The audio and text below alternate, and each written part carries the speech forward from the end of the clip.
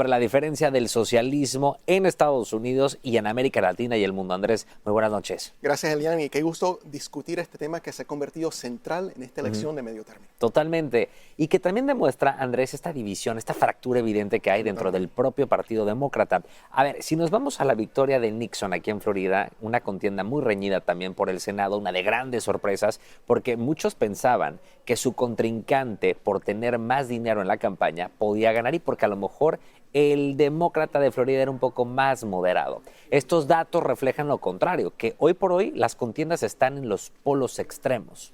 Así es, y en Florida hay algo muy importante. No se puede votar los independientes en el estado. Hay 3 millones de independientes en el estado de Florida y al excluirlo de este proceso, pues le abre el camino a quizás a esos candidatos más del extremo.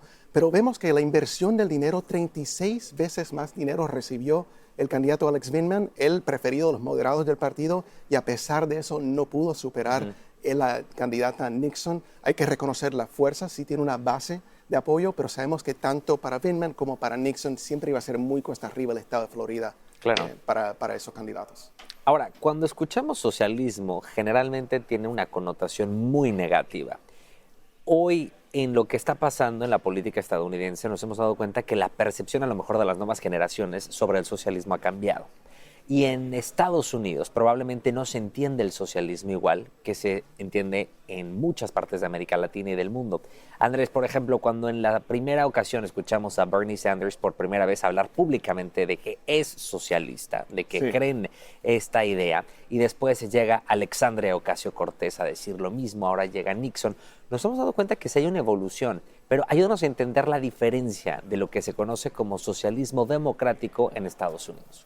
Bueno, hay que entender que cuando los demócratas socialistas hablan, los socialistas democráticos hablan de sus ideologías, siempre se refieren, por ejemplo, a países como Dinamarca, como Noruega. Ahora, este nuevo partido, porque es un partido, los socialistas democráticos son un partido, están a la izquierda de Bernie Sanders. Entonces, tengo unas gráficas preparadas para ver cómo ha cambiado la percepción en este país desde el 2010. Entonces, el 61% tenía una percepción favorable sobre el capitalismo. Se ha caído por 7 puntos, ahora está el 54%. Mira, el socialismo ha ligeramente aumentado al 39%, entonces una diferencia de 25 puntos se convierte en una diferencia de 15. Pero miren entre los jóvenes, porque aquí sí creo que es donde estamos viendo mucho movimiento. Cuando le preguntan a los estudiantes universitarios, más del 60% tienen una percepción favorable sobre el socialismo, no sé si tenemos esa gráfica preparada, versus el capitalismo. Y claro, cuando ven esa presión económica, pues le abre los oídos a ese mensaje socialista. Y también tenemos que entender que entre los latinos no tienen esa misma percepción. Entre los cubanos, Pew, el Centro Pew, les preguntó ¿qué piensan del socialismo? Más del 80% rechazan esta ideología. Entre los mexicanos, más del 50%. Entre los sudamericanos, aquí la tenemos, más del 60%. Entonces, ¿qué pasa en la Florida? Va a ser muy difícil ese mensaje, lograr capturar a nivel estatal un escaño para los demócratas. Y es que cuando analizamos lo que ocurrió durante estas primarias demócratas en el estado de Florida, hay que entender también el dónde se salió a votar. ¿Y quién salió a votar? Porque a lo mejor, como tú bien apuntas, hay muchas personas que no necesariamente militan en un partido, pero van de elección en elección tomando un bando y diciendo a lo mejor en esta elección estoy de acuerdo con este lado y a lo mejor en la otra con el otro. Pero, ¿qué te quiere decir a ti que muchas personas, y en esos sectores específicamente, le hayan dado ese voto de confianza a todas estas promesas de campaña de la candidata Nixon?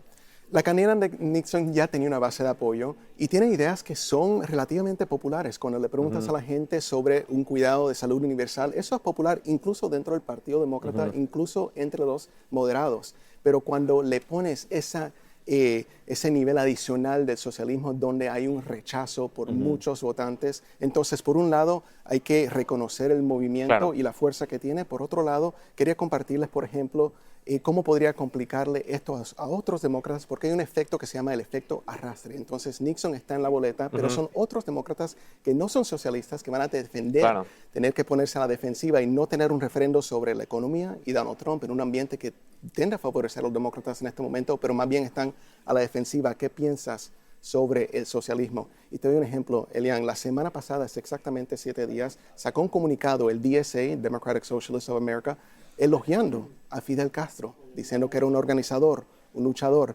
culpando a Marco Rubio, muy popular en el estado de Florida, de ser el arquitecto de un genocidio en Cuba. Entonces, cuando los copresidentes nacionales de ese partido están hablando a los medios, no nombran a Venezuela, a Nicaragua, a Cuba como países autoritarios. Es un mensaje que va a ser muy difícil para superar para los candidatos demócratas, particularmente en un estado como Florida. Y es que, ya para finalizar, creo que la batalla de los demócratas no solamente va a ser por ganarle a los republicanos, sino por desasociarse de esa ala más extrema. Y, por supuesto, estaremos muy pendientes de ver qué ocurre de aquí a esas elecciones, Andrés. Así es. Un último datito, hay solamente 7 demócratas socialistas democráticos que han ganado en este momento sus primarias, pero miran la atención que están recibiendo, atención nacional. El candidato Abdul El-Sayed en Michigan, no es socialista, pero ha tenido que responder a muchas de esas dudas. Lo vemos en una campaña muy reñida, entonces esto va a ser ciertamente uno de los temas de esta elección. Ya veremos qué pasa, Andrés. Gracias por acompañarnos. Siempre un gusto. Gracias. Igualmente, buenas noches.